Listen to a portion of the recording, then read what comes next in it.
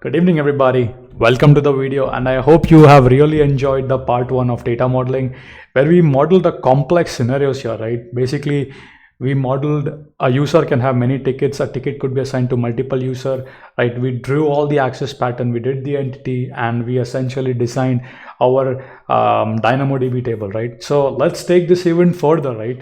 So first of all, if you haven't watched the part one, you're not gonna understand anything in this part. So I encourage watch this first part first. We also gave you all the links, including the Word and Excel file, where we talked about the problem, right? We drew the entity chart here, right?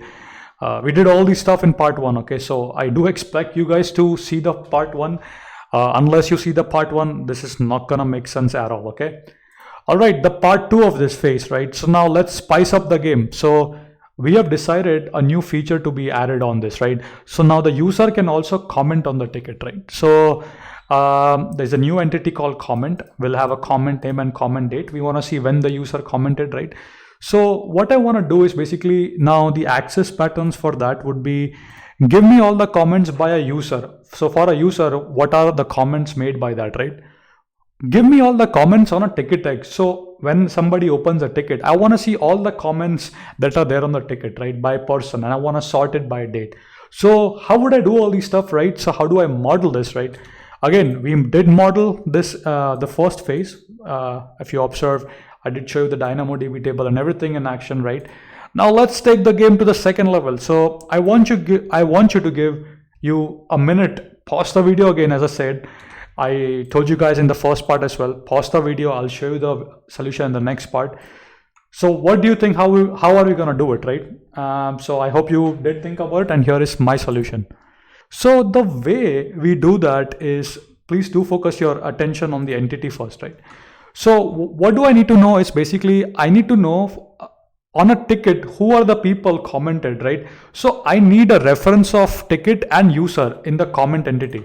So what I'll do is I'll make this in green. Again, we are following the same pattern, because the reason I'm referencing here is because on a ticket, I want to see all the comments by a user. For a given user, I want to see all the comments. That's basically what I want to do. So I'm going to perform a reference model here. So let's see. This is the comment. A new comment has been made. So you see how I'm doing this. Okay, I'll try my best to use a magnifier here.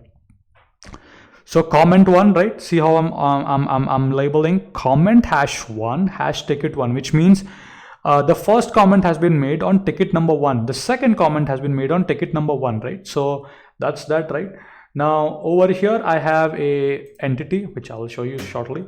So let me focus your attention towards here, right? So if you observe on the top of the screen, I am modeling the comment as an object, as a map object, right? So I'm saying the comment, raw comment, and the essentially the created date when the comment was created, a datetime object, right? And here in the first GSI, I'm referencing the ticket and the user.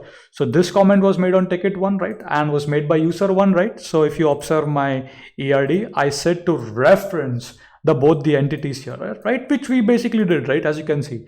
So now how is the access pattern, right? So now how can I query my data? I'll show you on the Dynamo, but I do want to show you this in Paint as a good example. And again, please watch the part one, otherwise you're not gonna understand a single thing what I'm talking about, okay? So let's bring this here and bring this here. So now my access patterns are, for a given tickets, right? Fetch all the user, right? Perform a filter on the user, right? For a given user, fetch all the tickets, right? Absolutely great, right? Now let's do the reverse. So now again, for a ticket, give me all the comments made, right? I can do that. For a given user, fetch all the comments, right? I can also do that, right? So these are the access patterns, right? So now let's see this in Dynamo. Again, I did perform a modeling prior to this, right? So look, I have inserted the data here. Let me go to the tickets. So this is how the data looks like, right? I have the comments, right? Comment 1 ticket, so on which ticket that comment was made, right? And the complex attribute. Now look here. Now I can clearly see when I say ticket 1, this is my GSI 1, right? For a ticket, fetch all the comments, right? So I can see that there are essentially 2 comments made on ticket 1, ticket 2 and ticket 3. There are no comments, right? Here is the date of the comment, what the actual comment is, right? See how I'm essentially performing, right? Now, if you need an ability to sort based on the comment, then probably complex attribute doesn't make sense. You need a field, and then that field can be a sort key, right? Again, just showing you all the possible scenarios here, right? So a ticket, so for a given ticket, I can fetch all the user who are there on the ticket. I can also fetch all the comments. So everything is essentially fetched by that single partition. You see how it's working, right? Now let's see the GSI for the user. So this user is assigned 2 tickets and essentially commented once on this ticket. And here is the actual comment and the raw comment he made. Did you finish the task? User said, no, I am not done on it. So you see how we are doing the data modeling exercise, right?